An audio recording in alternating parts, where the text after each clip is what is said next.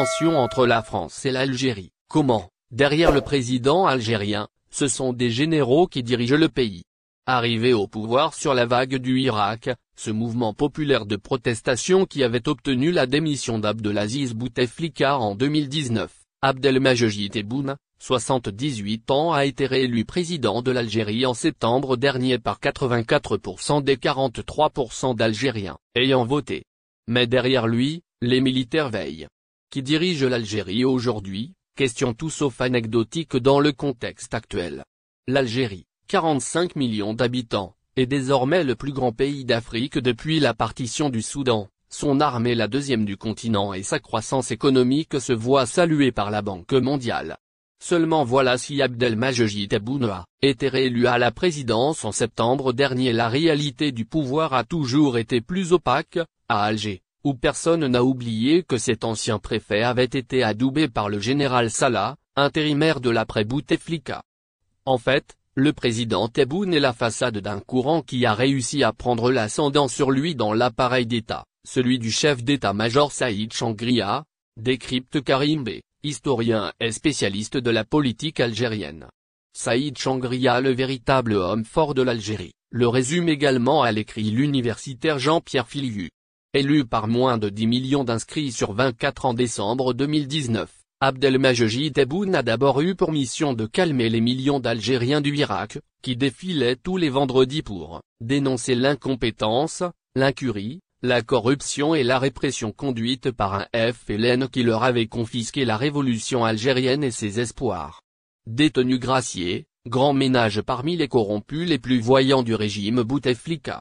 L'espoir suscité par le président Tebboune tournera court, l'arrivée du Covid-19 a soudain permis d'interdire toute manifestation et les leaders de l'opposition ont été incarcérés, rappelle en substance Karim Bey. Mais au-delà du goût militaire à museler les oppositions et à commander l'Algérie, c'est aussi la dégradation du contexte géopolitique régional et international qui a servi les intérêts du chef d'état-major des armées Saïd Changria pour s'imposer au président et se voir nommé délégué à la défense nationale en novembre. Il a pu s'appuyer sur une situation nouvelle, celle de l'Algérie assiégée car il y a des guerres partout aux frontières. Sahel, Libye, tension avec le Maroc, l'instabilité a favorisé la voix des militaires au sein de l'appareil d'État, explique l'historien. La chaîne lui, jusqu'à titrer sur les hommes du président Tebboune en guerre ouverte contre le clan des généraux, tandis que l'état-major se débarrasse de patron du pétrole, des phosphates ou de la téléphonie mobile en se servant d'affaires de corruption présumées et en les interdisant de sortie du territoire.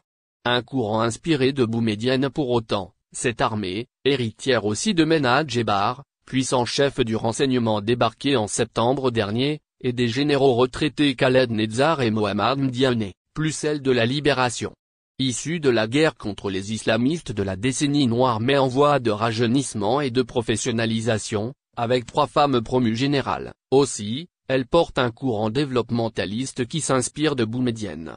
Avant, c'était le pouvoir pour le pouvoir, maintenant, c'est toujours le pouvoir mais pour développer l'Algérie sans la soumettre au libre marché et en achetant la paix sociale. Avec l'assurance chômage, la retraite à 60 ans, les allocations pour femmes au foyer, note Karim Bey. Autonomie, indépendance, industrialisation, ouverture de lignes de chemin de fer, de mines de phosphate ou réouverture d'anciens gisements aurifères. Au-delà de la rente gazière, c'est un courant nationaliste qui veut gagner l'autonomie alimentaire et l'indépendance technologique du pays dans tous les domaines et retrouver son rang de puissance régionale stabilisatrice mis à mal par les crises limitrophes, analyse-t-il.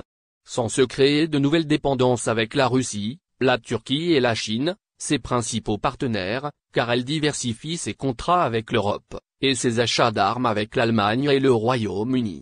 Et si le froid règne avec Paris, ça va très bien avec l'Italie. Quant à l'avenir politique, impacté par le départ des opposants et des jeunes qualifiés, la priorité n'est plus la démocratie mais le développement pour une majorité d'Algériens qui ne croient plus aux élections et ne veut plus de guerre. La France agite le chantage au visa contre les Algériens. Les relations entre la France et l'Algérie traversent une nouvelle zone de turbulence.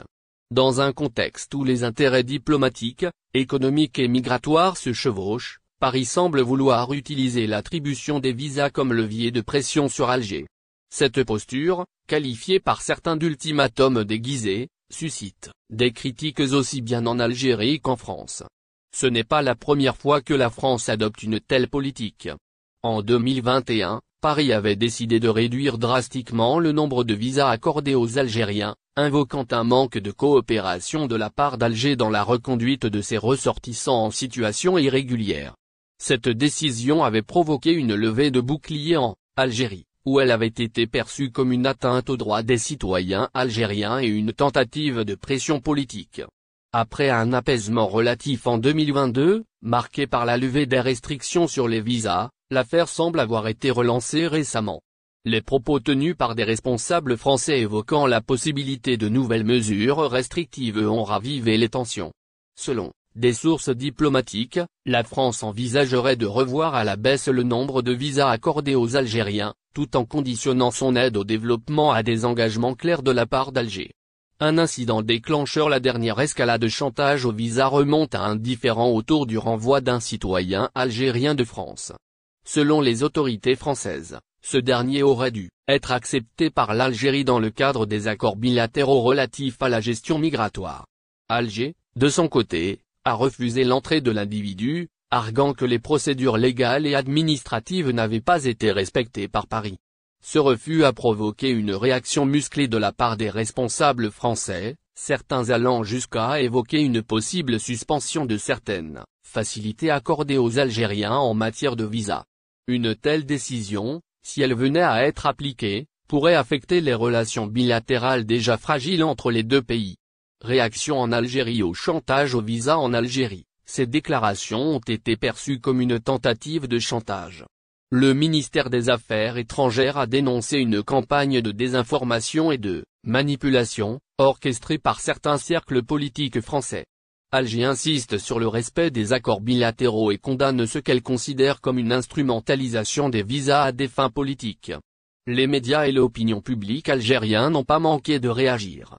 Beaucoup dénoncent une politique néocoloniale de la part de Paris, visant à maintenir une forme de dépendance ou d'influence sur l'Algérie. D'autres critiquent la France pour son incapacité à gérer les dossiers migratoires de manière concertée et respectueuse des deux parties. Les enjeux sous-jacents du chantage au visa. Derrière cette crise se cachent des enjeux plus profonds. La question migratoire reste un sujet sensible pour la France, notamment en raison de la montée de l'extrême droite et des pressions internes pour durcir les politiques d'immigration. En parallèle, les relations économiques et sécuritaires entre les deux pays sont également en jeu. La France compte sur l'Algérie pour jouer un rôle clé dans la stabilisation de la région sahélo-saharienne et pour garantir un accès à ses ressources énergétiques. Cependant, l'Algérie, forte de son rôle stratégique en Afrique du Nord et de sa position dans le marché gazier, semble de moins en moins disposée à se plier aux exigences de Paris, encore moins au chantage au visa. Elle revendique une relation d'égal à égal, loin des pressions et des politiques paternalistes. Un avenir incertain. Cette nouvelle tension autour des visas illustre une fois de plus la complexité des relations franco-algériennes. Si les deux pays restent interdépendants sur plusieurs plans, les différends réguliers montrent que la confiance mutuelle